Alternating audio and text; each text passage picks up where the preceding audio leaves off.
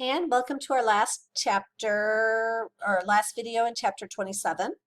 We're going to talk about our breasts in this video, then we'll talk about some sexual transmitted diseases, and lastly we'll talk about genetic sex and phenotypic sex. So the breasts are the last organ that we typically talk about in the female reproductive system.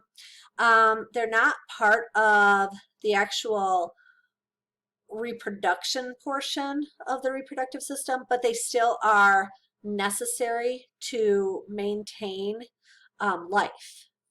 So breasts have, structurally, they have an areola that you can see. That's the darkened region that surrounds the nipple. Breast tissue is fatty tissue, but it contains lobules. So you can see these lobules here.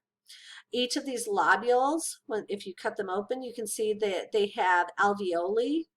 These alveoli are not like the alveoli in our lungs. They produce milk.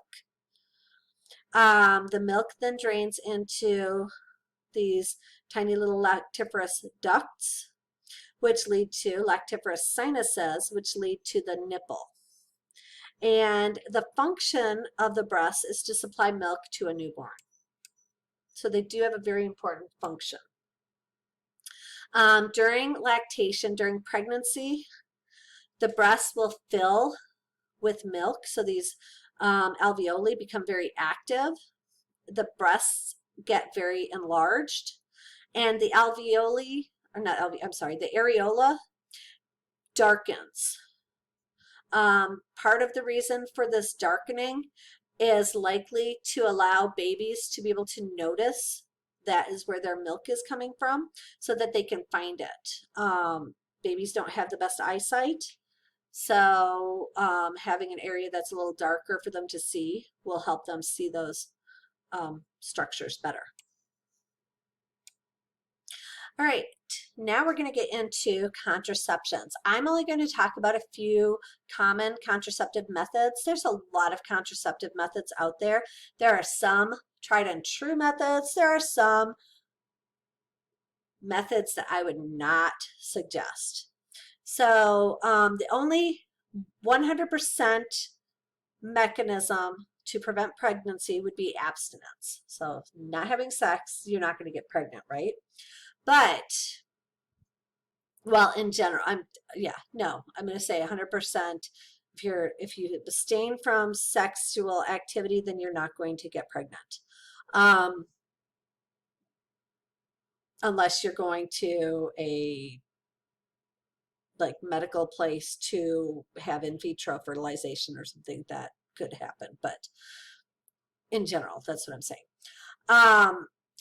There are a lot of other methods that are very successful in preventing pregnancies, and some of these methods are also going to be effective at protecting from different diseases. So we'll talk about some of these different methods, and I'm not talking about one method that is better than another, so they're totally, everyone has their own choice. The first method I always like to talk about is called the rhythm method and the withdrawal method. So rhythm method occurs in a lot of families. This method is the method that they choose because it is safe and it doesn't go against certain religions. So what individuals do in the rhythm method is they will use a basal thermometer to check their temperature.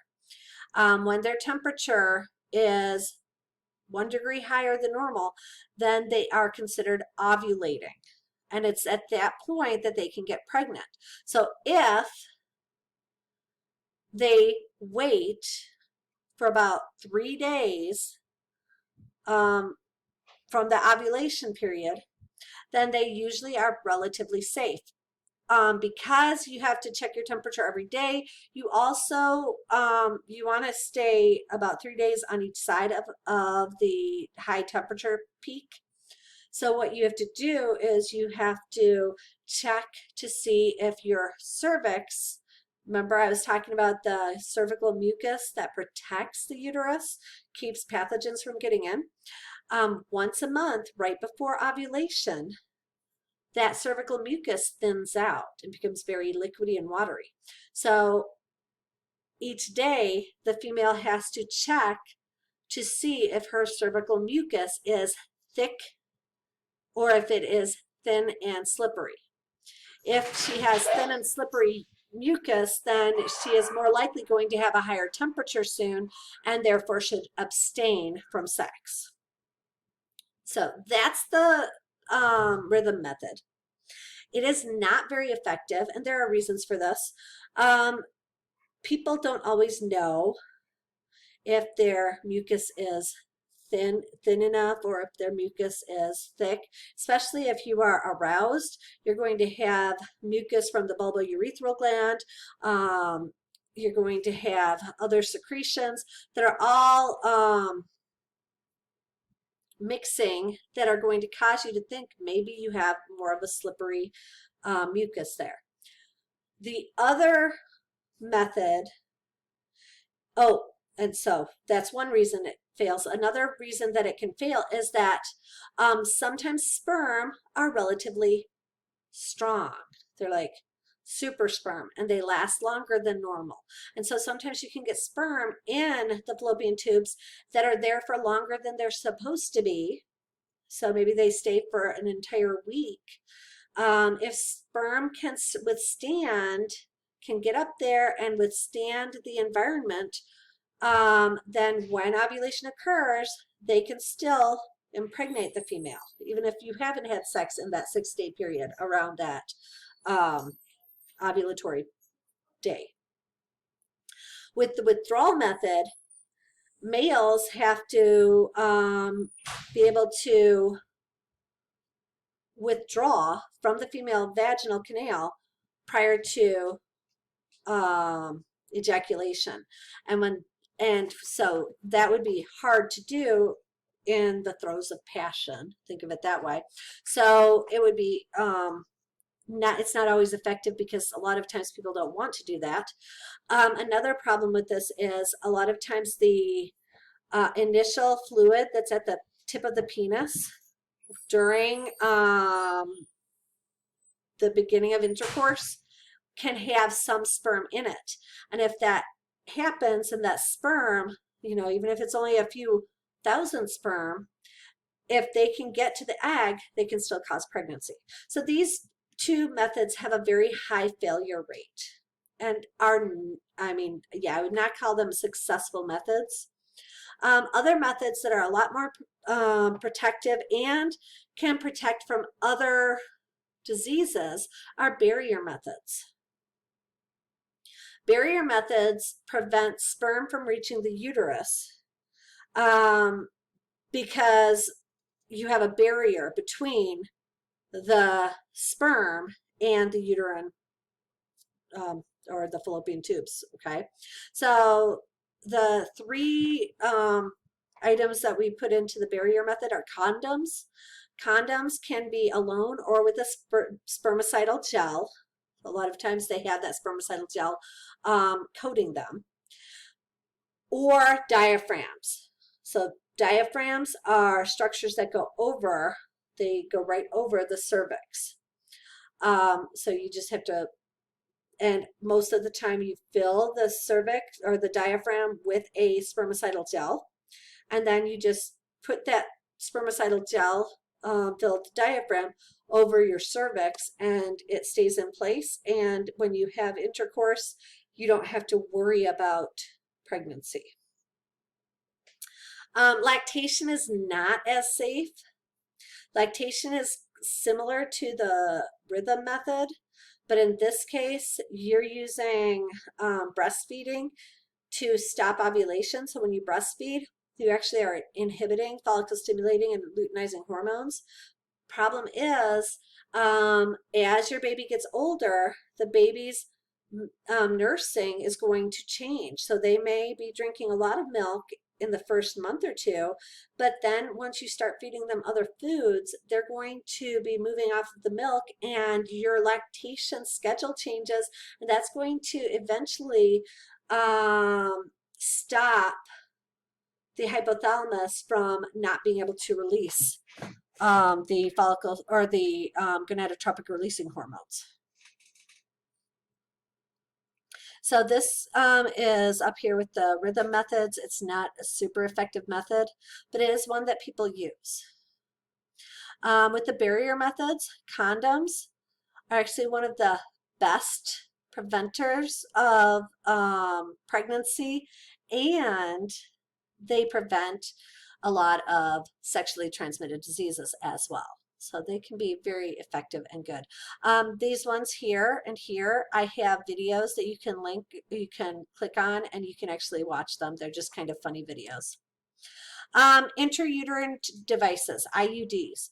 So this is another mechanism. This is implanted in the uterus, and it releases chemicals that inhibit implantation. So you can get pregnant, you can have fertilization occur, but the pregnancy won't stay because the blastocyst can't embed in the uterine wall. You can have contraceptives, oral contraceptives that stimulate, either they're going to be estrogen or progesterone, high levels that inhibit luteinizing hormones. So this inhibits, basically it'll stop your ovulation altogether, or it can stop ovulation altogether. You have injected progesterones, where you have injections each month that prevent ovulation and cause a thickening of the cervix. The morning after pill does not stop pregnancy from happening all the time, but what it does do is it will inhibit you from ovulating if you haven't already, and it can also activate a miscarriage or an abortion. Two more effective mechanisms that are long-term, a tubal ligation or a vasectomy. There's another video here if you want to watch it. Tubal ligation and vasectomy are very similar, except in a tubal ligation, they have to put you down, put you to sleep, so that they can do this. This is not a what do they call them?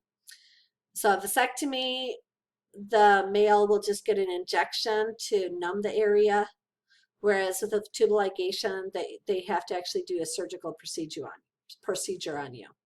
But in both cases, they're going to cut those ducts, the duct system, so the fallopian tubes or the vas deferens, and then they cauterize, typically, the ends so that they can't grow back together.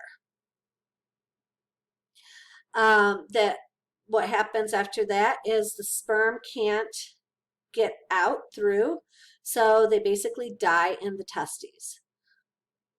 And for a female, if sperm were to get into and through the uterus, they wouldn't be able to get to the egg because the egg is blocked off from the rest of the uterine tube.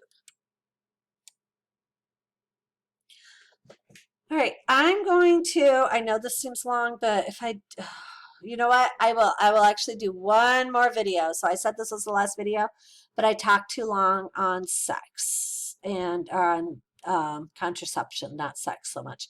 I'll do a short video on genetic and phenotypic sex next, okay? Bye.